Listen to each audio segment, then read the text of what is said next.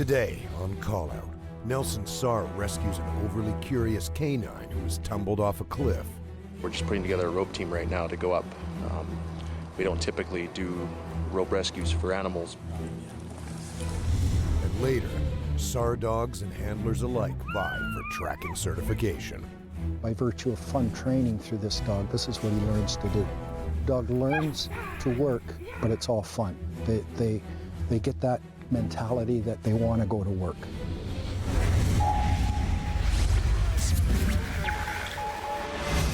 Monday, 1 p.m. Nelson Search and Rescue is called out to the base of Pulpit Rock, a popular hiking destination located just outside of town. Injuries on this challenging trail are not uncommon, but this rescue is. Apparently a canine has walked off the cliff and become stuck on a ledge. So we're just putting together a rope team right now to go up and see what we can do. The grueling hike is equivalent to climbing 121 stories and takes about 45 minutes if you're in good shape. Once at the top, the team assesses the situation. Finley, a 1.5-year-old golden retriever, was on a hike with his owners when something caught his eye. He just took off, and he's 18 months old, so he's hard to control. And this particular day, he decided to just go after whatever he got scent of, and he just went right over the rock. As luck would have it, the very last ledge on the cliff face has stopped him from falling to certain death. He would have continued down for probably another 200 or 300 feet to the bottom onto jagged rock. So, you know, his fall, if he'd fallen the whole way off Pulpit Rock, very unlikely he would have survived. So Finley's a 90-pound dog, and he's about 15 meters down the cliff. So we're just setting up right now, do a rope system, get over there and see if we can bundle him up. 2 rope technicians from Roslyn Search and Rescue have arrived to assist Nelson's crew. He's getting his fall lines right here. For this type of a rope rescue, we need 6 trained, certified members. If we don't have them initially on scene, the call has gone out. Members are coming from other areas to come and fulfill those positions. In this setup, the rope technicians will be tasked with lowering and raising the line. Team leader Chris Armstrong will act as the edge person located at the top of the cliff. He will give the commands and relay any communication between the rope technicians and the attendant below. You know, that tree's fine by me. Bruce Gardave will act as attendant. Part of my job is to check all my anchors for what the team secured against, just to make sure that it's strong enough to support my weight and hold our 10-to-1 ratio as we go over the edge. Good to go? It's good to go. For every 100 pounds, we have to have a 1,000-pound backup. A large group of hikers gathers to watch the rescue unfold. We were quite concerned. You know, he's like a member of our family. We were pretty upset, and but at the same time, very grateful that search and rescue was there. Lower away! Bruce is carefully lowered. Underneath him looms a deadly drop into a bed of sharp rocks and jagged pine trees. For most people, it looks fairly vertical. Actually, the inclination of the slope was maybe in somewhere of the range of 60 degrees. Little more slack! The dog had been down there quite a long time, so it had been getting quite anxious, trying to move, trying to figure out, obviously, a way to get back up. You're good. You know, the worst case in that situation, especially with an animal, someone you can't communicate with, you get worried that they're going to get excited, they're going to start moving around, and then they're going to slip off. And that would be a horrible situation for everybody involved. Is he hurt at all? Just having a look, hang on. I really try and calm the dog down. I try and speak to it. I call its name, just so that it calms down and it will hopefully stay where it's at. So Bruce is at the dog right now. He's just calming him, checking him out. We're just waiting for a dog PFD to actually put on the animal to use as a harness to get him up. He's quite a large dog, so having that PFD will help a lot. The life jacket, donated by a local pet store, arrives and is slid down on Bruce's line. Got it. You know, the dog was a good-natured dog, and he actually did allow me to do the work that needed to be done. And I think it comes from the dog's understanding that he needs some help here, that he's not going anywhere on his own. So once the PFD was secured, I added a secondary webbing harness because the PFD is not designed for vertical lift. All team ready? Attendant. With the makeshift harness in place, the team prepares to haul Bruce and Finley up. Raise.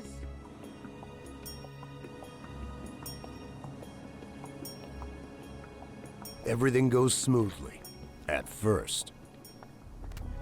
I knew looking up that I'd be in for a bit of a trial. There was one of the ledges that was about 5 feet. Stop. And the biggest difficulty is the ropes pulling over that one ledge. We're vertical now. Are your feet touching? He's away from the rock. He's free hanging. Can you get your feet enough so you can push off? Physically, from the free hanging position, it was not going to be possible for me to lift a 90-pound dog with my 2 hands and no feet at all, up and over my head, to bring it up to the ledge. They're resetting, Bruce, so just give a sec. How much tail we got there?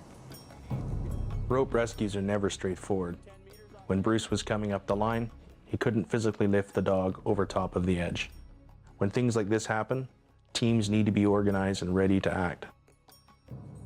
We're watching closely as the situation unfolded, and we knew that he was hung up because we could hear all the search and rescue guys talking amongst themselves. Ready? Okay, they're ready, Bruce. Chris makes the decision to send a rope technician down to help Bruce. Attendants, ready? Okay, prepare to raise. Raising. Oh, looks good, looks good. There we go. He was able to hold my line out, and we were able to then push the dog up and over the ledge and get him on top. I know. Shortest length. We need 3 more feet. Hauling. Oh, there we go. Okay. Once that was done, then it was pretty clear sailing up to the top.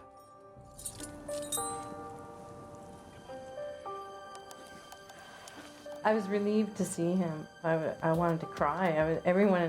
We had a group of onlookers, and everyone was on the verge of tears. So I was just trying to hold it together because I wanted to make sure he was okay. And you're free, buddy. Here you go. Finley scampers off to his grateful owners. But he's not out of the woods just yet. Finley is hurt. We could see that he had quite a limp in his hind quarter. I once taken an animal first aid course, so I checked his gums to see what his pressure was like. I felt his leg, his range of motion. At the beginning, we didn't believe that he'd even sustained any injury, but as it turned out, he fractured his pelvis in 3 different places. Luckily, there's an access road nearby where a SAR vehicle can pick them up. I did this at a stag party. Yeah. But I think it was a goat or something. It was a goat? And it wasn't sticking its wet penis in the Chris and Jordan take turns piggybacking the 90-pound dog. Well, it seemed like a good decision to carry Finley down the mountain. But a 30-plus degree day, a hot dog wrapped around your neck, trying to keep his jewels out of my ear. There's a lot of hazards in search and rescue you never think about. We're just waiting right now for the truck to come up and give us a ride down. All was successful, went really well. What a relief that we have people that want to help us like that, and animals, like, especially. Back on 4 paws, Finley is as happy-go-lucky as ever, blissfully unaware of the life and limb risked for his rescue. In situations like this, where we're doing an animal rescue, the government will cover our liability, but all our expenses are to our own. Our members that come out, the equipment we use, our time, none of it's covered. Thank you so much. No problem. Despite the costs, search and rescue members choose to respond to these calls, simply because if they don't, Someone with less experience will. You know, what would have probably happened is that, you know, myself and my friend would have gotten some ropes and search and rescue would have been rescuing us, you know, a short time later kind of thing. So we were pretty happy that they decided to come and assist us. Look what we got for you. Look at Finley.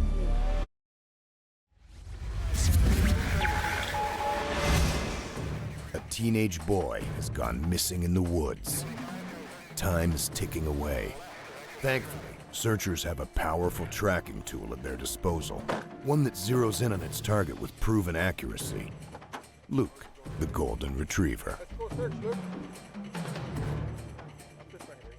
Luke is not your average house pet. He is a certified SAR dog, trained to help search and rescue crews locate missing subjects.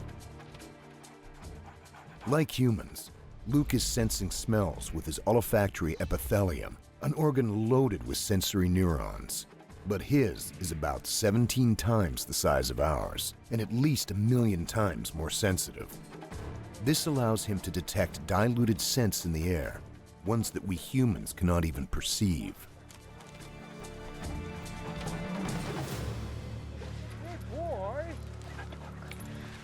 What does it take to become a search and rescue dog? These unassuming family pets are about to find out. 2 steps back, 2 more. They're participating in an orientation course with their owners at the base of Mount Washington on Vancouver Island. When 23 dogs meet for the first time, a bit of mayhem is inevitable. When you get that aggression is constant, so you want to put him in a non-dominating place, okay? Put him down right beside you.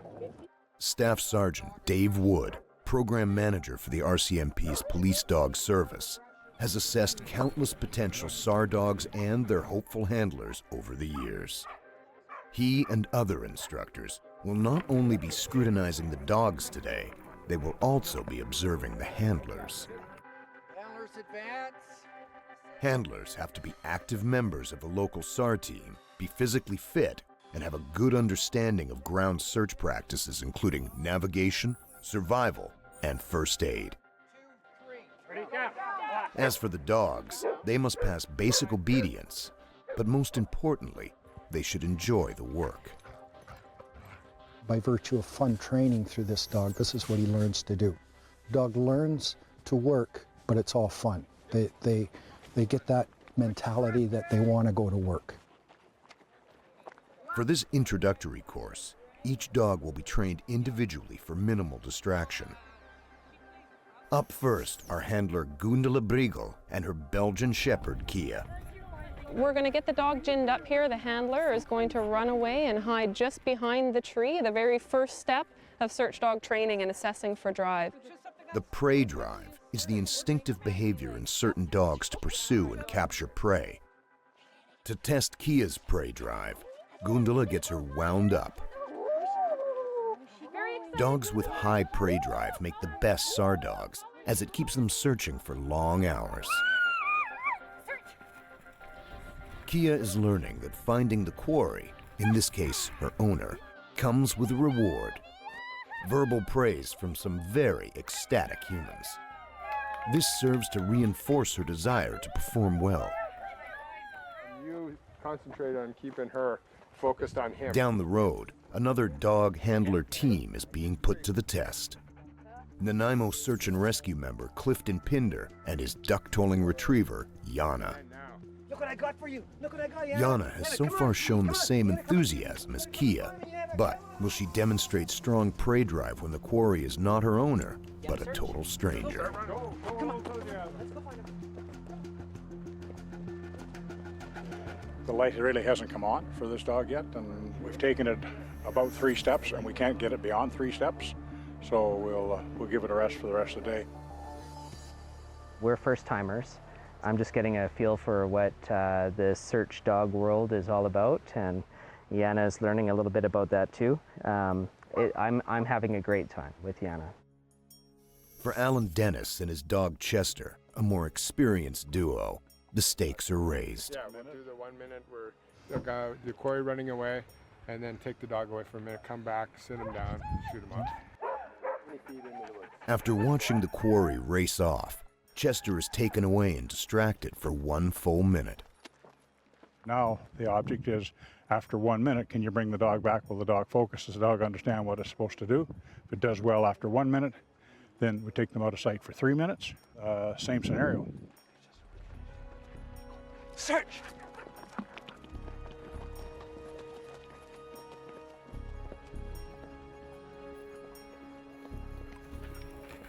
Good dog, good dog, good dog. Chester passes with flying colors. The instructors up the ante. So now it's the unknown. We'll see how that goes. This time, only the handler will be shown who and where the quarry is. Search! Chester will have to rely entirely on his nose. Went down all the way to the ski hill, turned uphill, and caught the scent pattern and beetled right in. Yeah, and it's pretty strong wind, so probably about 30 or 40 feet away, the scent cone was evident to the dog, and then it followed it into the person. Who's a smart boy, Chester? Who's a smart boy? At any given moment, our bodies shed millions of skin cells called rafts. These, as well as other scent molecules from our bodies, get carried by air currents and create what is called a scent cone. When air-scenting dogs such as Chester come across it, they're trained to follow the scent back to its source, where it is the most concentrated. The handler's job is to establish effective search patterns until the dog picks up a trail. Up this way. For example, if someone is lost in the woods and the dog searches with the wind at his back, he will not detect the scent cone. Handlers must therefore work their way up against the wind in a perpendicular route. To illustrate the effects of the wind, instructor Roy Fawcett uses a smoke bomb. So this is what scent would come off a body or a person or an article that's in the woods. This is what the wind would be doing to it. You have to be cognizant all the time, especially when you're doing searches in the mountains, because you get swirling wind and you have to think, okay, somewhere in here I had a wind change. I may want to go back and research. On the first hit, we want a little more distance, so we get RCMP Staff Sergeant Dave Wood is teaching the same principles to his group, but on more difficult terrain. Ready? Let's search. Go ahead. We're in a tight grid because your scent to the wind factor is pretty stale in here, pretty stagnant.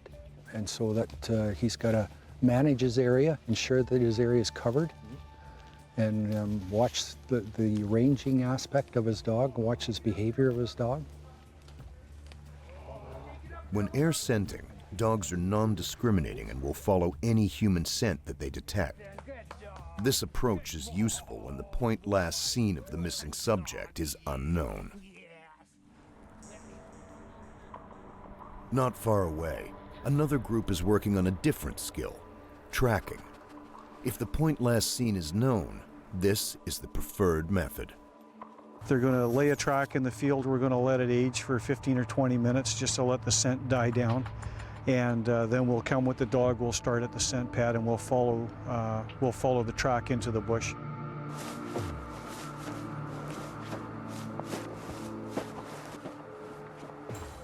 Right now what we want is the track to age, because normally we get there at some point an hour, 2 hours after the person has gone missing, so we want to simulate that as close as possible.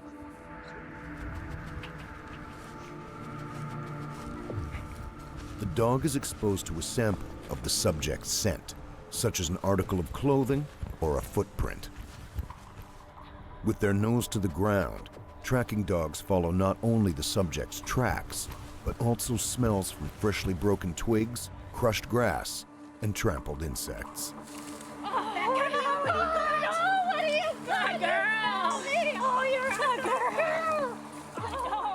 Although air scenting and tracking skills are taught separately on this orientation course, in a real-life situation, experienced SAR dogs will commonly switch between the two to problem solve and find their subject.